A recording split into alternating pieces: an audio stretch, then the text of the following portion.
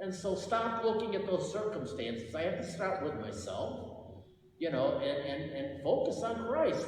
Focus and look at him. Look at him on the mountain talking about his departure, his exodus when he enters Jerusalem.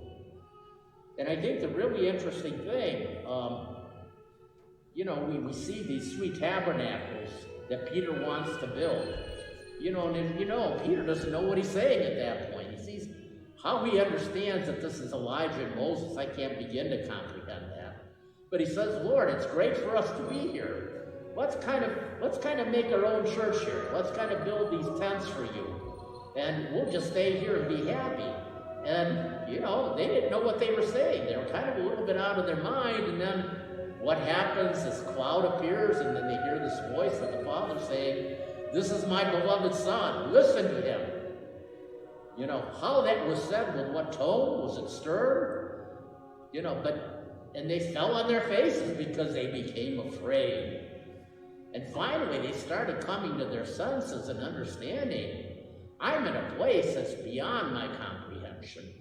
And as wonderful as it was a joy of seeing something beautiful, but then being overwhelmed by that joy, realizing something bigger was going on here. And so St. Jerome on this brief verse says, do not seek 3 tabernacles. Seek only the tabernacle of the gospel in which the law and the prophets are to be recapitulated. In other words, they're in Christ. The fact that after the cloud went away, then Moses and Elijah went away, there was only Jesus there. Because in Jesus, we have the living fulfillment of the law and the prophets, Moses and Elijah. He's the living fulfillment of that. And they're looking at him, and they're seeing him now, face to face. And he's telling them, don't be afraid. Don't be afraid.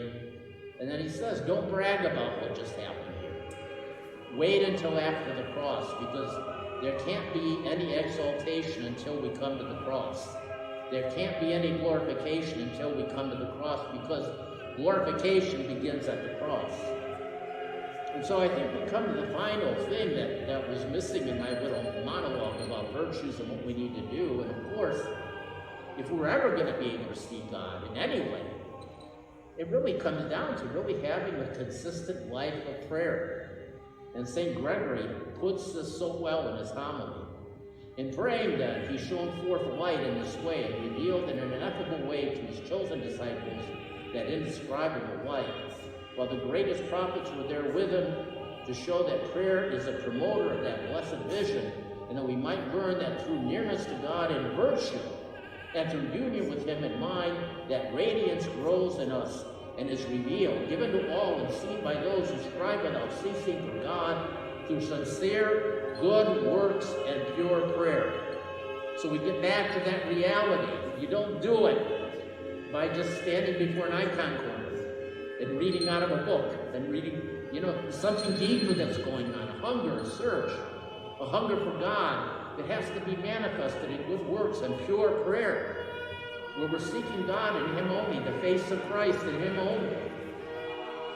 And so this is why this feast day is important. It teaches so much about how we can kind of cope with living in this world today and the temptations that are there.